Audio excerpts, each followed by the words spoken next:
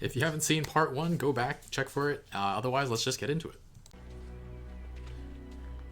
And he's gone. Is he really? Behind you! What are you doing here? Show me how. I want to be able to do it too. If you would learn, you must come with me. Do The it! dancing master was from Braavos. To be a dancing master is a special thing, but to be a faceless man? I want to. This is a theme. Everybody But I wants to go, but they don't. Valar Morghulis. Valar... Is that how I said it? Valar Morghulis. Valar... I think I said Valar Morghulis. Valar Morghulis. Farewell, Arya Stark. She's just like, what the hell just happened? Wait. Why does everything look destroyed? Didn't the Ironborn leave?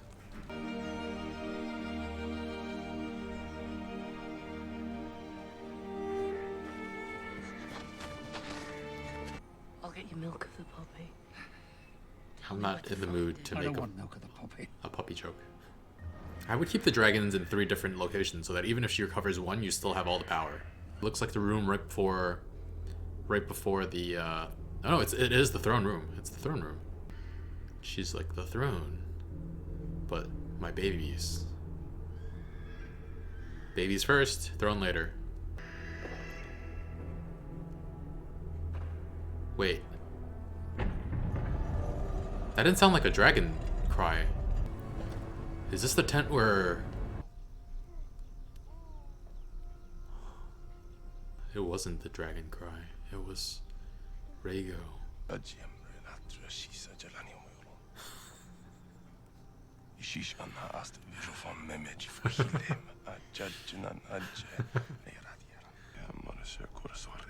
Wise man with skinny arms.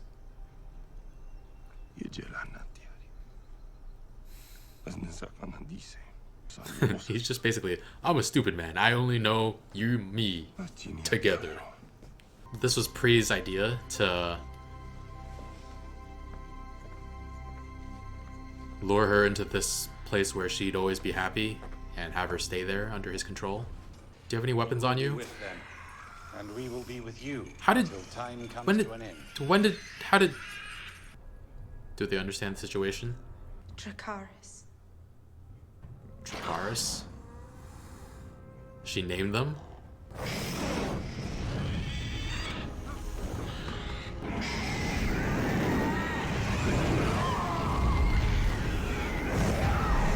Oh. Didn't magic your way out of that one, did you? You're still stuck in chains, though. Wait, what? How? Oh, they were magic chains, I guess? Oh.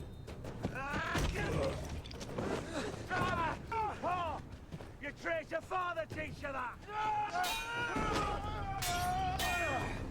Or was it your whore mother?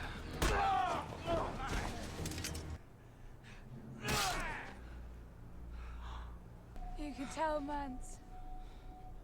That's the man who killed Cora Lafan. Does she know, though? Burn the body. You better. This one coming back for you. Yeah.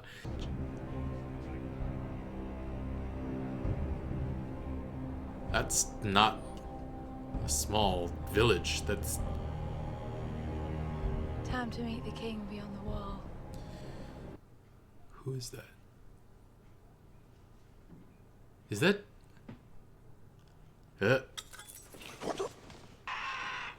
Dorea? Let's see your riches. Take them for ourselves. It's empty. Nothing.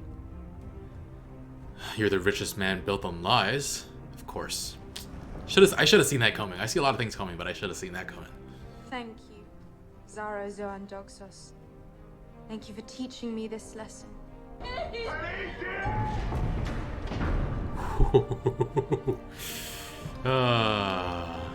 I wonder how much this key will sell for. Well, there's not much left to do. You can have sex in there all you want, I guess. And then, I guess if you're hungry enough, you can eat each other. Not like that, but like, like. Looks real enough to me. Oh, what does two mean again? Two blasted wildlings. Oh. Fight them alone. Come on.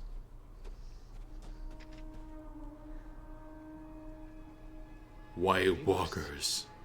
They're not gonna kill him off here, are they? It works on other living things as well, not just humans. No, Sam. That was not the sound I expected. Wait, these are all whites? There's just one White Walker? This is what one White Walker can do? Bye, guys. Bye, Wall. Wall's doomed. It's starting to get cold up in New York, and I don't have a lot of hoodies or just warm clothing, so you're gonna see a lot of this going forward. But yeah, anyway, Tyrion waking up to Pycelle looming over him. Pycelle wanted to be there when Tyrion found out about his fall from grace. He was supposed to be a hero for what he did at Blackwater, but had everything stripped from him instead. And now that the battle has passed, he's gonna be just pushed aside like that. If it wasn't for him, there would be no explosion at Blackwater. The gates would have been overrun before the Tyrells and Tywin were here. Joffrey and Tywin have to know that. The soldiers who followed him know that. But at least, for the moment, they hate him more than they find him useful, which sucks. I don't know how he's going to claw his way back in, but we'll see going forward. And in your lowest moments, you find out who your true friends are. Varys kept Shae safe and brought her to Tyrion. Of course, that might just be a ploy to stay on Tyrion's good side in case Tyrion gains some power back, but it feels genuine at least. But yeah, when Tyrion found out that Shae would stay with him, oh, that was such a tender moment. I think I teared up quite a bit. His whole life he's been used and thrown away or abandoned, and she's the one person who won't leave him. And that's so sweet. I hope they'll be okay forever. And Joffrey gave Littlefinger control of Harrenhal.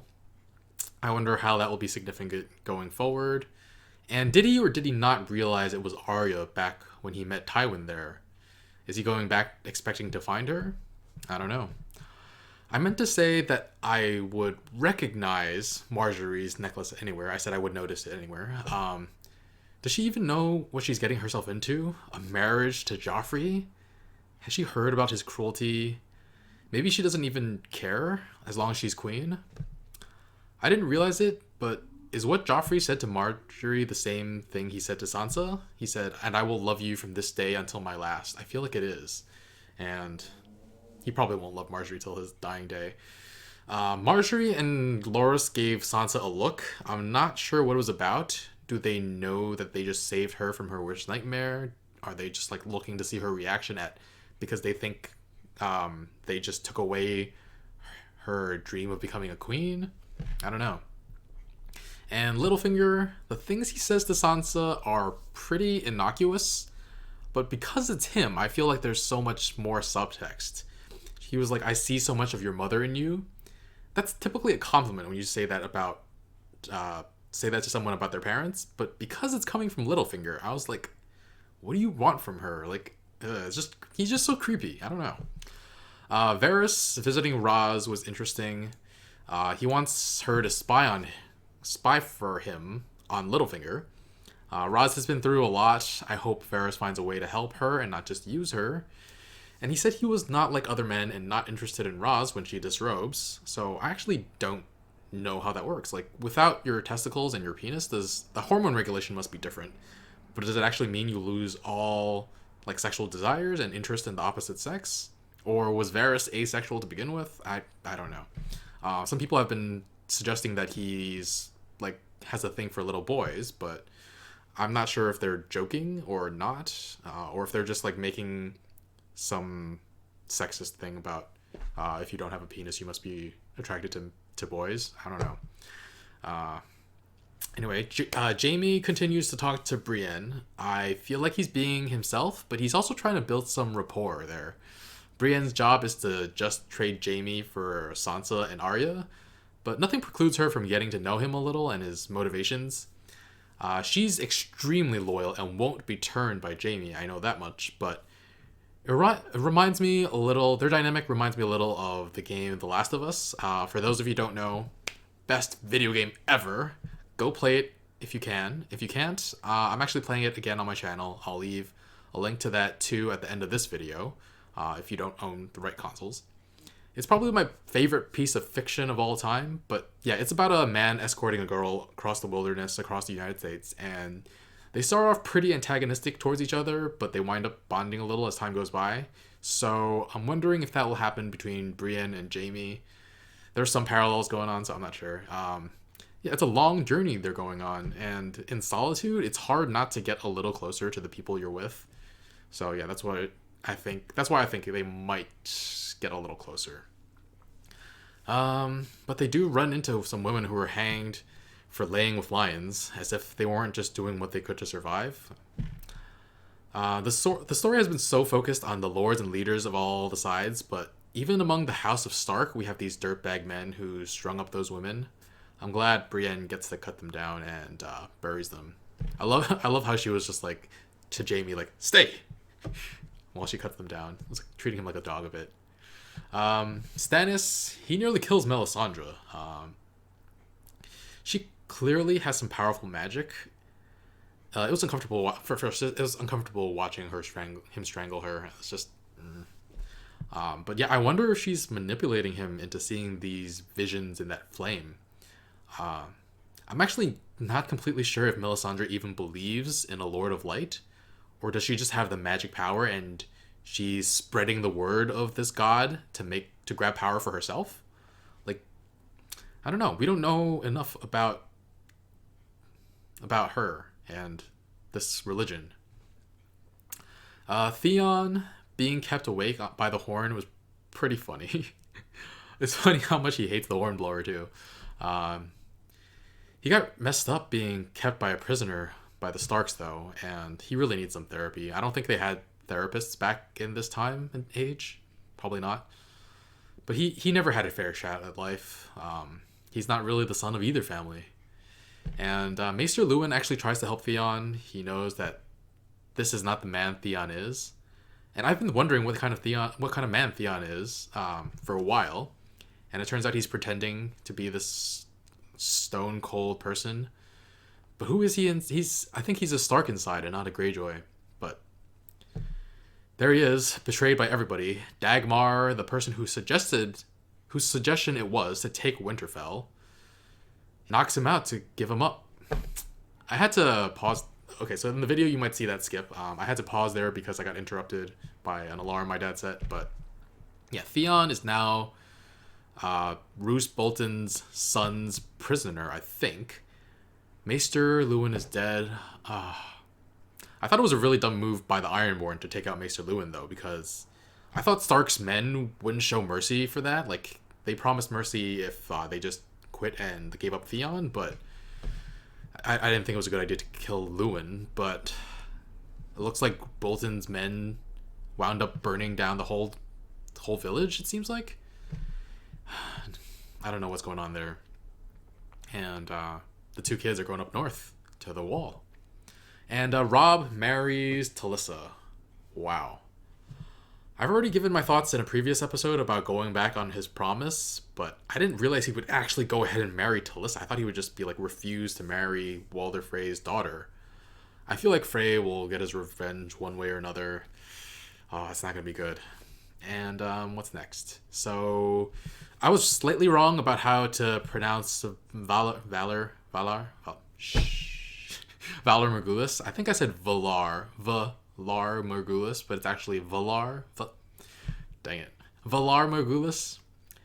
I think maybe I should have gotten that though. I think if I just spent a little longer thinking it over at the beginning of the last video, I might have gotten it, but it was close enough. You can make fun of me if you want to.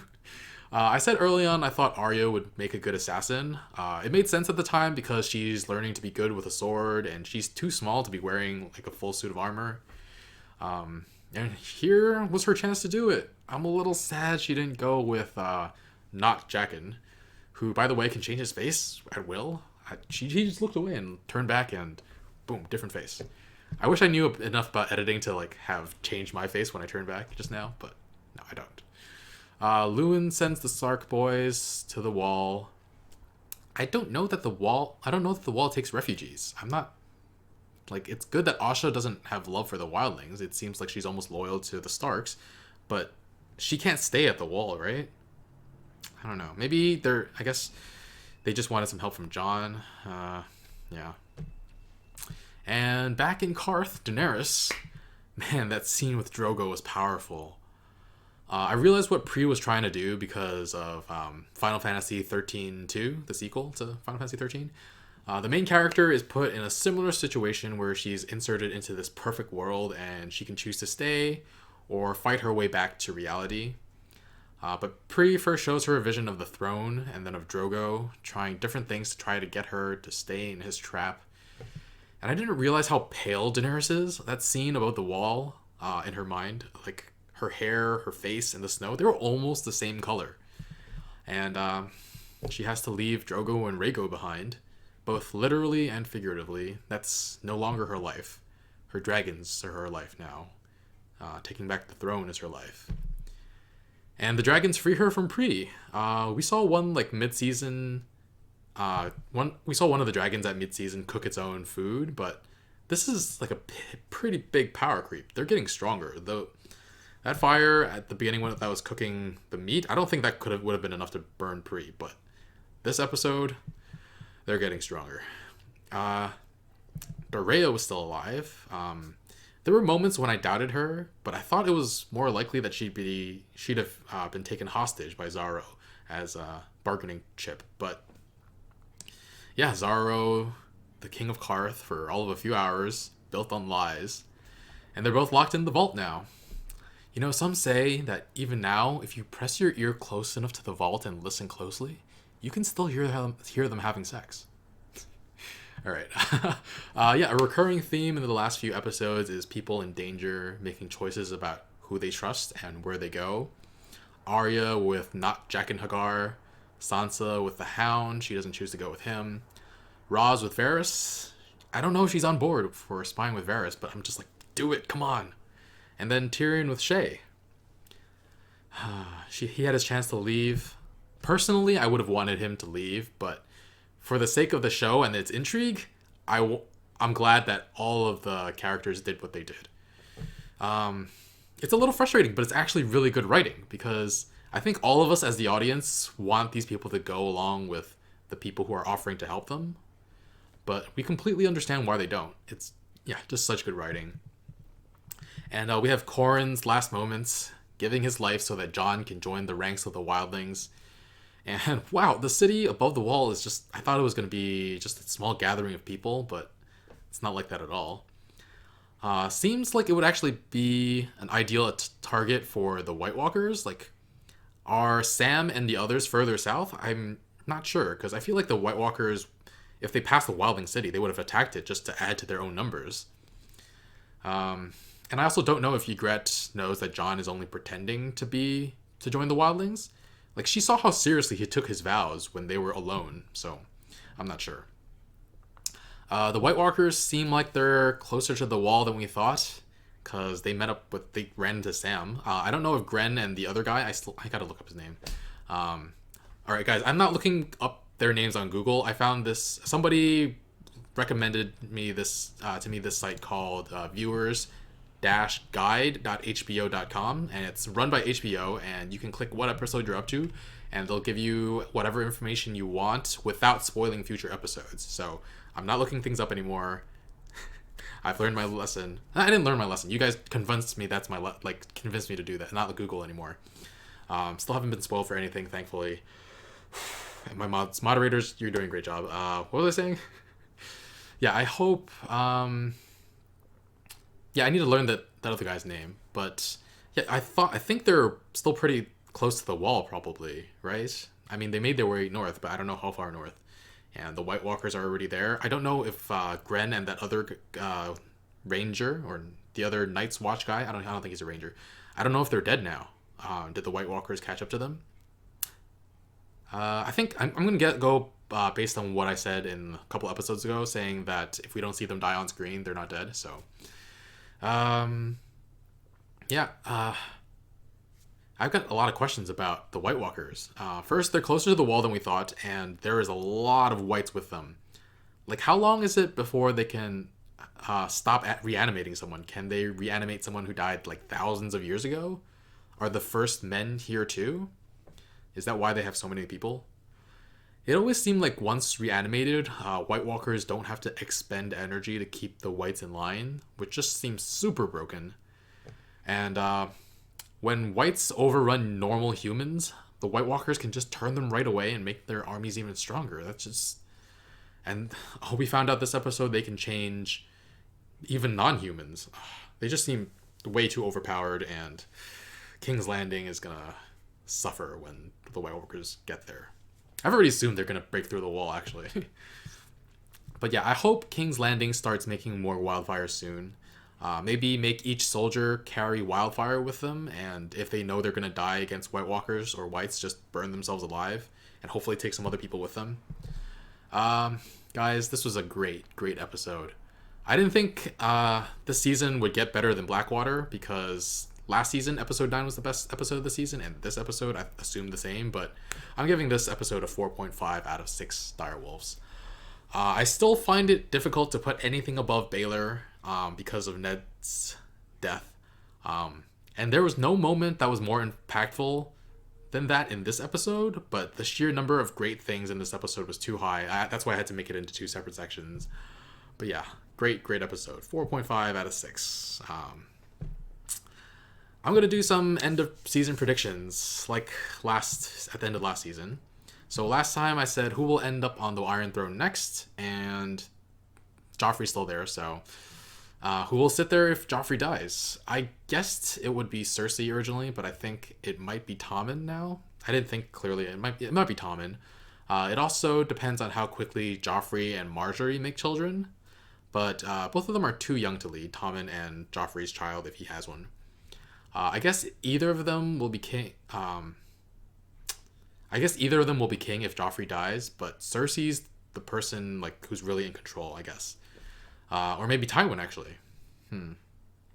Or actually, maybe it'll be like what Robert said, like Ned will be king until Joffrey comes of age. Maybe Cersei or Tywin will sit on the throne until Tommen or Joffrey's kid is old enough. Tywin, he's firmly in the political sphere now as the Hand. Before he was just still the leader of Casterly Rock, and yeah. And second prediction, who will die by the end of season 3? I was right that Renly would die, but I was completely wrong about the reason why. I thought he would be outmatched because of his lack of battle experience, but I changed my mind when I found out he had 100,000 men, and then he promptly got killed. So season 3, who will die? As much as I hate saying this, I'm gonna guess Talissa. Walder Frey will have his revenge one way or another, and he's going to try to take away the most important person to Robb. I don't think he kills Robb, though. At least not yet. I think he wants Robb to suffer. I really hope I'm wrong and Robb finds some way to appease him, but hopefully. I really wish he had figured something out before marrying Talissa. Like, I get he's in love, but it's gonna come back and bite him. Alright guys, thanks again for sticking with me for another great season of Game of Thrones. History and lore is next. Q&A over here. Ask me questions, get to know me, and subscribe. Bye friends.